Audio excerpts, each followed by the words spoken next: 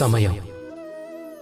ఈ సమయం వ్యక్తి కాదు, జీవితం కాదు, వస్తువు కాదు, అయినా కూడా బతికే ఉంటుంది. ఈ సమయం నీరు కాదు, అగ్ని కాదు, గాలి కాదు, కానీ అది మన జీవితానికి ఆధారం. చూస్తే మనుషులను తన చేతులతోనే ఆడుకుంటుంది. ఒక్కోసారి కొంతమంది సమయం బాగుంటుంది, కొంతమందిది బాగుండదు. కొంతమంది సమయం రావటానికి ఎదురు చూస్తారు, కొంతమంది సమయం వెళ్ళిపోవడానికి ఎదురు చూస్తూ ఉంటారు.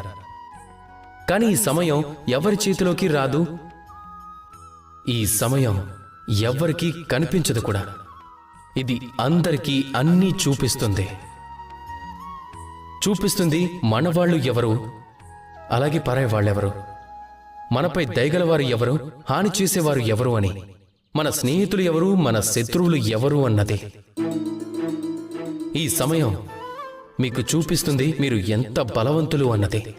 ఇదే సమయం మీకు చూపిస్తుంది మీరు ఎంత బలహీనులు అన్నది. ఈ సమయం అన్నిటినీ చూపిస్తుంది.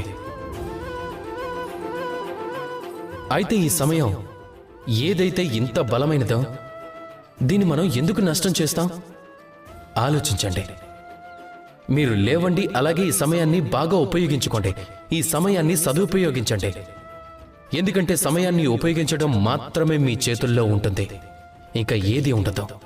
అలాగే ఈ సమయం ఒకసారి అయిపోయింది అంటే ఏం చేసినా సరే దానిని తిరిగి వెనక్కి తీసుకురాలేరు.